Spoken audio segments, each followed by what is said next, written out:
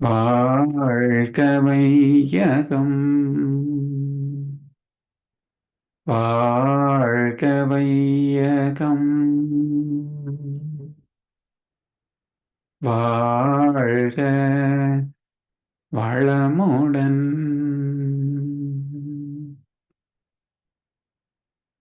சிந்தனையை உடல் நலத்தை சீரமைத்து ஓய்வித்த குருவே வாழ்க, குருவே துணை. வேதாத்திரியம் வாழ்க வளமுடன். இன்று வரை உலகில் தோன்றிய அனைத்து சித்தர்களும் ஞானிகளும் மகான்களும் மற்றும் வேதாத்திரிய கோட்பாடுகளை அர்ப்பணிப்புணர்வோடு அதிலும் எங்கும் உணர்வாக்கிக் கொண்டிருக்கும் ஞான ஆசிரியர்களின் மதிநுட்பமும் குருவர்களோடு சுக்குமமாய் நம்மை சூழ்ந்திருந்து நாம் உய்வதற்கு துணை நிற்குமாக என்று சங்கல்பித்துக் கொண்டு இன்றைய தவ நிகழ்வை இறைவணக்கம் குரு வணக்கத்தோடு நாம் இனிதே துவங்குவோம். இறைவணக்கம் மற்றும் குரு வணக்கம் பாட அருள்நிதி சிவசங்கரி சிவபாலாமா அவர்கள். வாழ்க வளமுடன். வாழ்க வளமுடன். இறைவணக்கம்.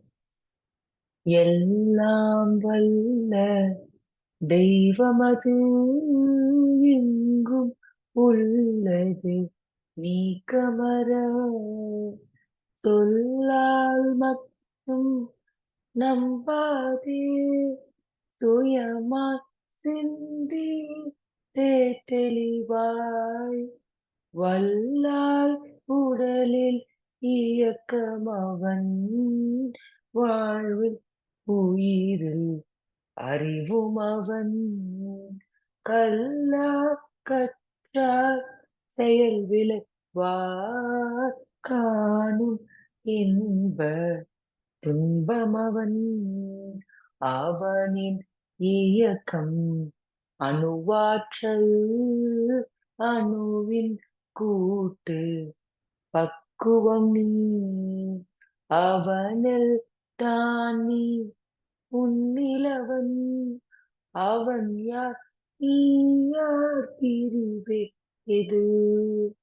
அவனை மறந்தால் நீ சிறியோன், அவனை அறிந்தால் நீ பெரியோன். அவன் நீ ஒன்றால் அறியுமிடம் அறிவு முழுமை, அது முக்தி. அறிவு முழுமை, அது முக்தி. வாழ்க வளமுடன். குரு வணக்கம். எப்பொருளை எச்செயலை எக்குணத்தை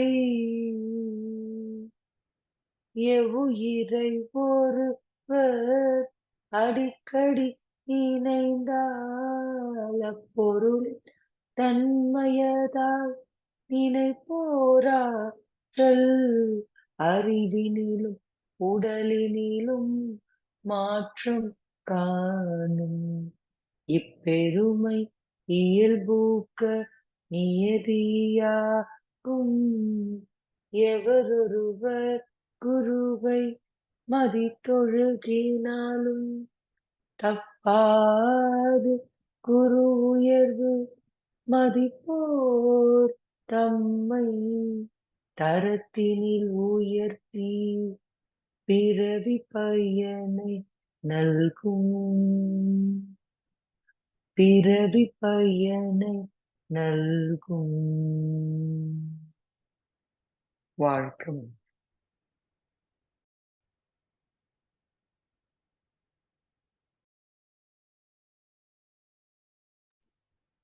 வாழ்க வையகம், வாழ்க வையகம், வாழ்க வளமுடன்.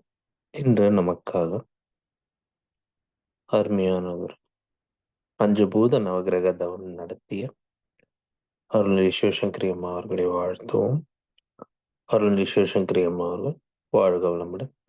அவர்களின் அன்பு குடும்பம் வாழ்க வளமுடன். அவர்களின் உடல் நலம், பொருள் வளம், மனவளம் மற்றும் அவர்களின் ஆன்மீக தொண்டு வாழ்க வளமுடன். வாழ்க வளமுடன். வாழ்க வளமுடன்.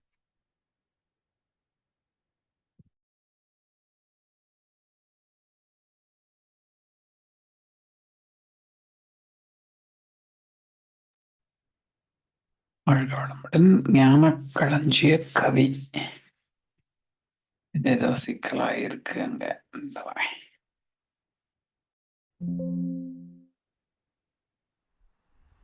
வாழ்க வையகம், வாழ்க வையகம், வாழ்க வளமுடன். குரு வாழ்க, குருவே துணை. ஆசான் அருட்தந்தை வேதாத்ரி மகரிஷி அவர்கள் நம்மோடு சூக்குமமாக நிறைந்திருந்து நம்மை என்றென்றும் வழி நடத்துவாராக. இன்றைய காலை அமர்விலே இணைய வழியே இணைந்துள்ள அனைத்து வேதாத்ரிய உறவுகளுக்கும் இனிய காலை மாலை வணக்கங்கள். வாழ்க வளமுடன். நிகழ்வின் துவக்கமாக ஆழ்ந்த தவம் ஏற்றி மகிழ்ந்தோம். தவம் தந்த அந்த அமைதி நிலையிலேயே இன்றைய ஞானக்களஞ்சிய கவி விளக்கம். அருகுண சீரமைப்பு என்ற தலைப்பில மகரிஷி கொடுத்திருக்கக்கூடிய கவிகள்ல ஒன்று. வேதாத்திரியம் இந்த வாழ்க்கை கல்வி, அதுல ரொம்ப ரொம்ப சிறப்பானது என்ன அப்படின்னு பார்க்கும்போது தவத்தோடு இணைந்த தற்சோதனை. மகரிஷி சொல்லுவாங்க இல்லையா,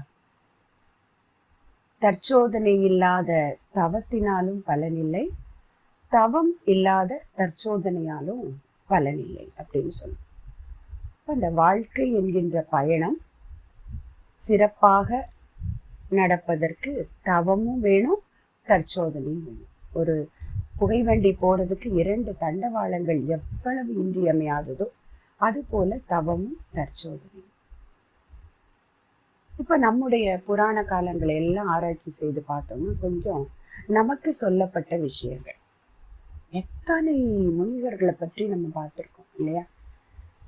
தவ யோகிகள், முனிவர்கள், அவங்களோட வாழ்க்கை இதெல்லாம் நம்ம பார்த்திருக்கோம். ஆனா அதுல ஒரு விடுபட்ட ஒன்று என்ன அப்படின்னு பார்த்தோம்னா, மகரிஷி நமக்கு கொடுத்திருக்கக்கூடிய இந்த மிகப்பெரிய தற்சோதனை. ஒரு உதாரணத்துக்கு பார்த்தோம் அப்படின்னா, விஸ்வாமித்திரர் அவர் ஒரு நாட்டுக்கு அரசராக இருந்தவர். ஒரு நிகழ்வுனால அவர் தன்னுடைய பாதையை மாற்றிக்கொண்டு விஸ்வாமித்திரராக மாற்றம் பெற்றார். அந்த நிகழ்வுக்கான அடிப்படை என்ன அப்படின்னு பார்த்தோம்னா, இது சொல்லப்பட்ட கதை தான். அந்த கதையை அதற்கு சொல்லப்பட்ட விதத்துல இருந்து நாம எடுத்துக்கொள்றோம். அவர் ஒரு நாட்டுக்கு அரசராக இருக்கிறார். அப்போ அவருடைய அந்த நாட்டுக்கு வசிஷ்டர் வருகிறார். அவர் ஒரு பர்ணசாலை அமைச்சு கொண்டு இருக்கிறாரு. அப்ப அவர்கிட்ட இருக்கக்கூடிய ஒரு காமதேனுன்னு சொல்லக்கூடிய எதையும் கொடுக்கக்கூடிய ஒரு பசு, அது என்ன கேட்டாலும் கொடுக்கும். இத கேள்விப்படுகிறார் விஸ்வாமித்திரர். போய் அவர்கிட்ட கேட்கிறார், என்னோட நாட்டோட சுபிக்ஷத்துக்கு நீங்க இதை கொடுக்கணும்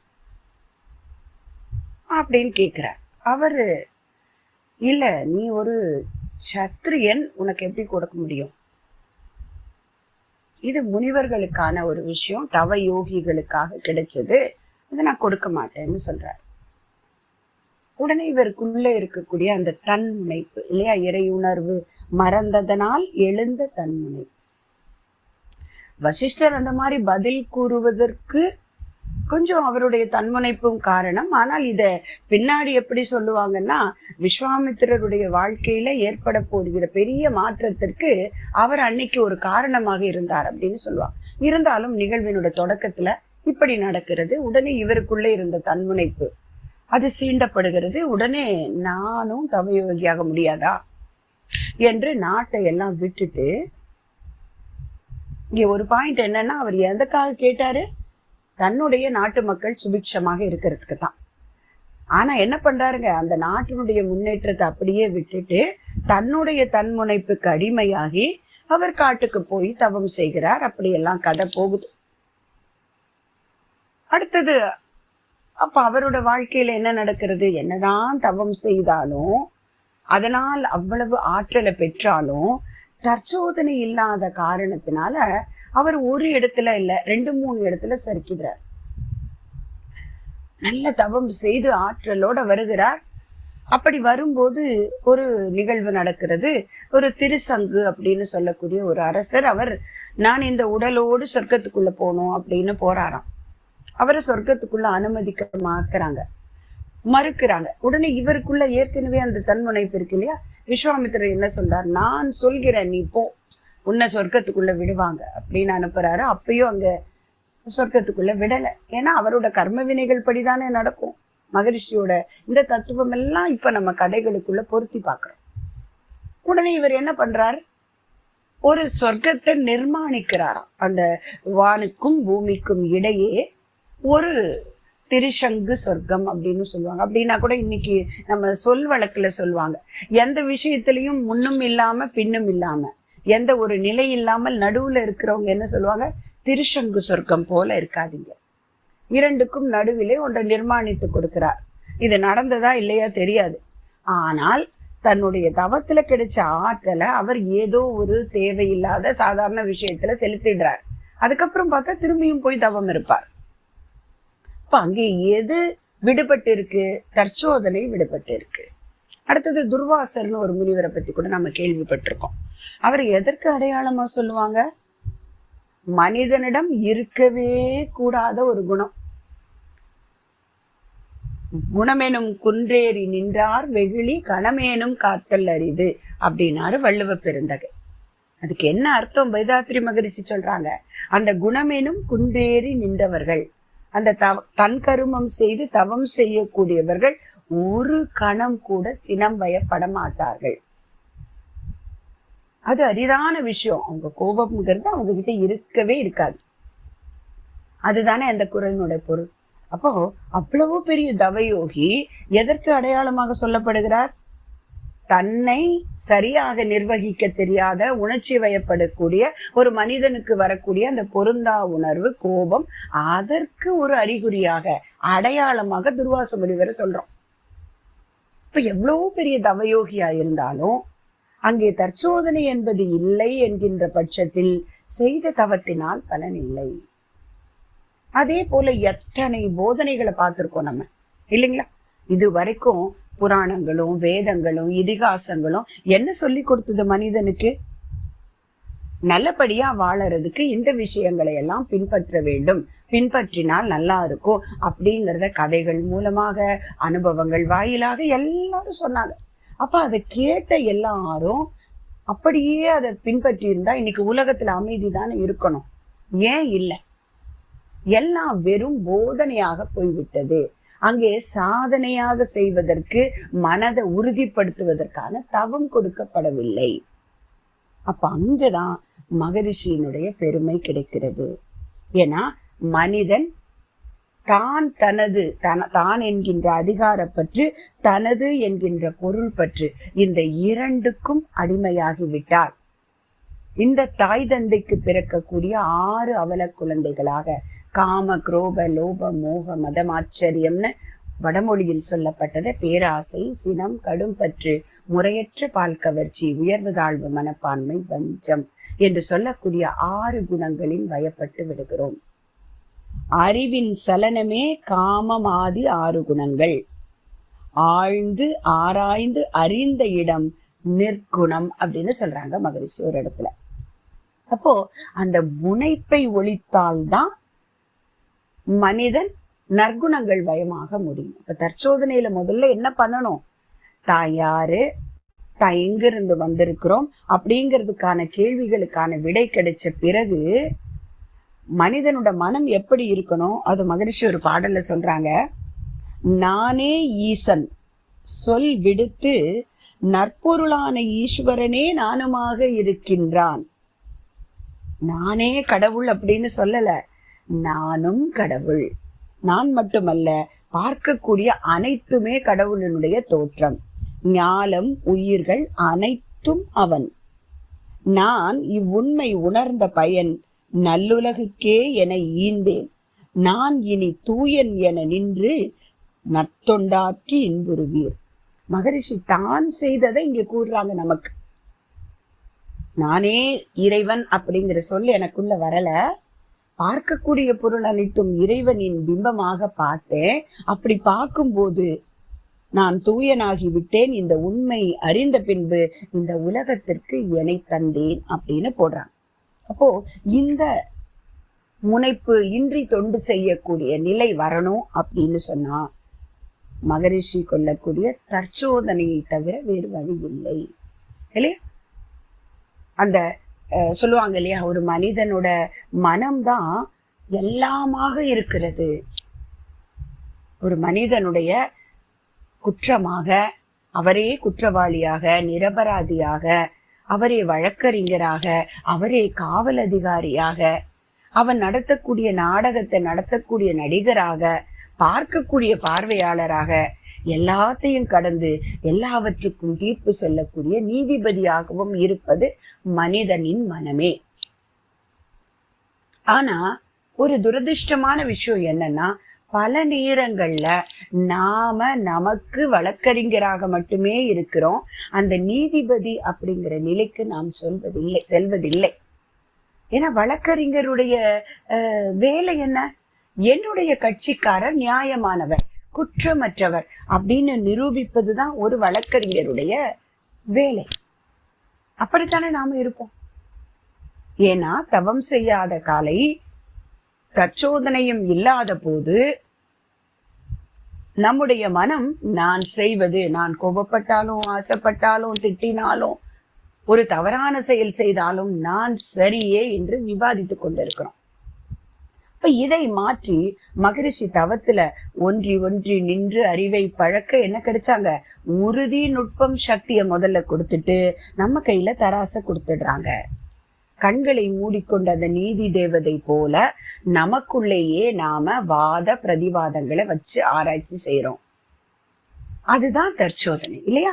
நாம செய்த செயல்களை ஆராய்ச்சிக்கு எடுத்துக்கொண்டு, அதுதான் இன்றைய பாடல்.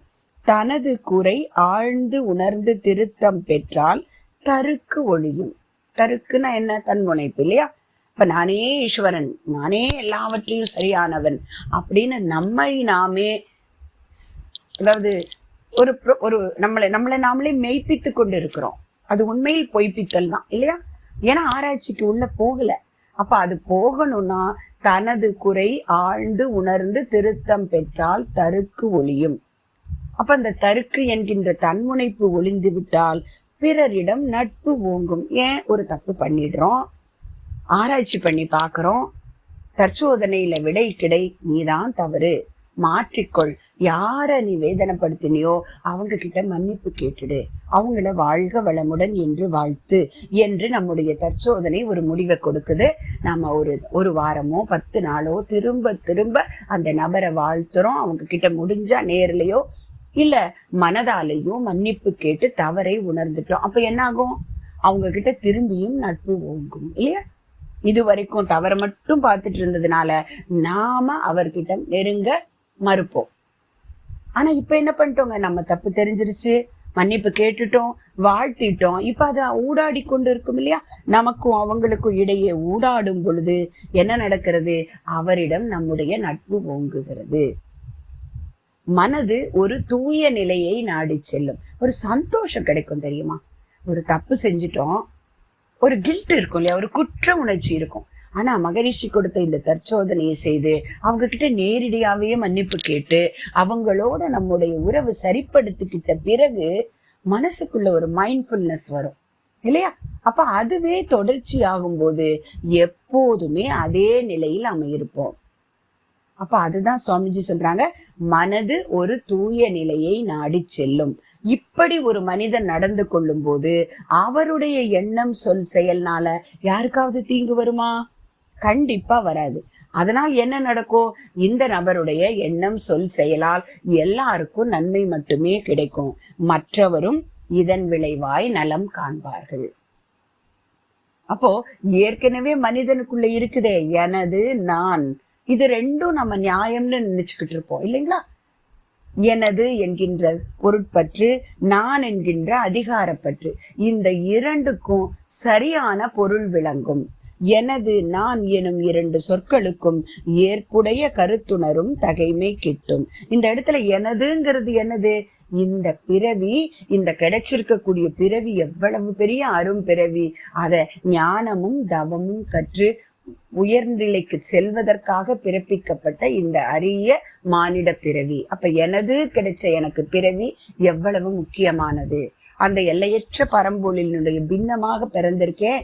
அப்ப என்னுடைய நோக்கம் என்ன? பிறப்பு இறப்பு இடை உணர்தல் இயக்கமாகி நீதி நெறி உணர் மாந்தராகி வாழும் நிலை உணர்ந்து தொண்டா ஆற்றி இன்பம் காணணும். அப்ப அந்த எனதுங்கிற சொல்லுக்கு எவ்வளவு சரியான பொருள்.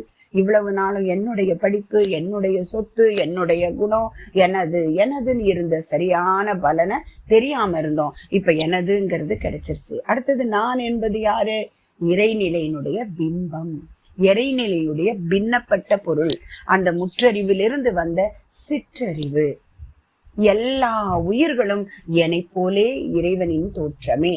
அப்ப இந்த நான் எனது என்கின்ற இரண்டு சொற்களுக்கும் ஏற்புடைய கருத்துணரும் தகைமை கிட்டும். அப்ப இதெல்லாம் கிடைக்கணும்னா என்ன பண்ணணும்? கடைசி வரியில தான் அதற்கான முழுமையான விளக்கம். உனது சொல் செயல் எண்ண குறைகள் போக்க உயர்ந்த தற்சோதனையை பழகி கொள்க. அதுதான் முழுமையான திட்டம். ஏன்னா தவறு மற்றவர்களிடம் இருந்தாலும் சரி, என்னிடம் இருந்தாலும் சரி, மாற்றம் எங்கிருந்து வரணும்? நம்ம கிட்ட இருந்துதான் மாற்றம் வரணும். அப்ப உனது சொல் செயல் எண்ண குறைகள் போக்க உயர்ந்த தற்சோதனையை பழகி கொள்க. அப்ப இதுதான் ஒரே வழி. அப்ப தவமும் தற்சோதனையும் என்ன கொடுக்குது? அகத்தவம் அகத்தாய்வு இரண்டும் இணைந்து முதல்ல நம்முடைய குணநலம் வேறுபடுகிறது.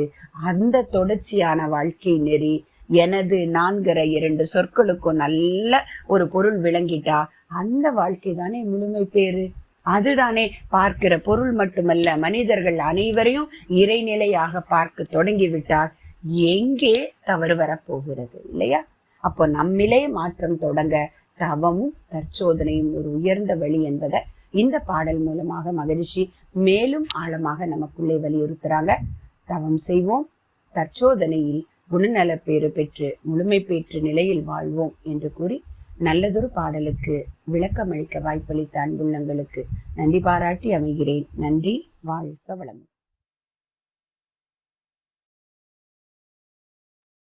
வாழ்க வளமுடன். இன்றைய ஞானக்களஞ்சிய கவிக்கு சிறப்பாக விளக்கம் வழங்கிய ஞான ஆசிரியர், மதிப்பிற்குரிய பேராசிரியர் அருள்நிதி கோதை கோவிந்தராஜன் அம்மா அவர்களும் அவரது அன்பு குடும்பத்தினரும் அருட்பெயர் ஆற்றல் கருணையினாலே உடல் நலம் நீளாயுள் நிறை செல்வம் உயர் புகழ் மெய்ஞானம் ஓங்கி வாழ்க வளமுடன், வாழ்க வளமுடன், வாழ்க வளமுடன். பாடல் பாடி நிறைவு செய்யும் தருணம் இது. வேதாத்திரிய பாடல் பாட அருள்நிதி சிவசங்கரி சிவபாலாம்மா அவர்களும், பிரம்மஞான கவி பாட அருள்நிதி ஸ்ரீராம் ஜேபி ஐயா அவர்களும், உலக நல வாழ்த்து பாட அருள்நிதி சிவசங்கரி சிவபாலாம்மா அவர்களும். வாழ்க வளமுடன். வாழ்க வளமுடன். வேதாத்திரிய பாடல். போரில்லா நல்லுலகம், பொருள் துறையில் சமநீதி, நேர்மையான நீதிமுறை, நில உலகு கோராட்சி, சீர் செய்த பண்பாடு, சிந்தனையோர் வழிவாழ்வு, சிறப்புணர்ந்த பெண்மதிப்பு, தெய்வநீதி வழிவாழ்தல், தேர் திருவிழா தவிர்த்தல், சிறுவர்க்கே விளையாட்டு, செயல் விளைவு உணர்கல்வி, சீர்காந்த நிலை விளக்கம், பார் முழுவதும் உணவு நீர் பொதுவாக்கல், பல மதங்கள் பல கடவுள் பழக்கமொழித்து உண்மை ஒன்றை தேர்ந்தெடுதல். வாழ்க வளமுடன். வாழ்க வளமுடன். பிரம்மஞான கவி. இறைவெளியே தன்னிருக்க சூழ்ந்தழுத்தும் ஆற்றல், இதன் திணிவு மடிப்பு விழ சுழலும் நன்விண்ணாம், நிறைவெளியில் பின் சுழல நெருக்குகின்ற உரசல், நிலைவெளியில் எழுப்புகின்ற நேரலைகள் காந்தமாம், மறைபொருளாம் காந்தம் தன் மாத்திரைகள் ஐவகை, மலைக்காதீர் வெண்கூட்டம் மாபூதம் ஐந்துமாம், முறையாய காந்த அலை மனமாம் உயிருடல்களில் மதி உயர்ந்து உண்மை பெற மா பிரம்ம ஞானமாம், மா பிரம்ம ஞானமாம்.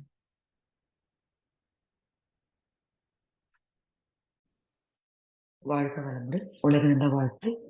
உலகமெல்லாம் பருவமழை ஒத்தபடி பெய்யட்டும், உழவரெல்லாம் தானியத்தை உவப்புடனே பெருக்கட்டும், பல தொழில்கள் புரிகின்ற பாட்டாளி உயரட்டும், பகுத்துணர்வில் தொகுத்துணர்வு பண்பாட்டை உயர்த்தட்டும்.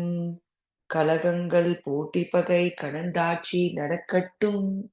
கல்லாமை கடன் வறுமை களங்கங்கள் மறையட்டும். நலவாழ்வை அளிக்கும் மெய் ஞான ஒளி வீசட்டும். நம் கடமை அறவாழ்வின் நாட்டத்தே சிறக்கட்டும். வாழ்க வையகம், வாழ்க வையகம், வாழ்க வளமுடன். நன்றிகளே, வாழ்க வளமுடன்.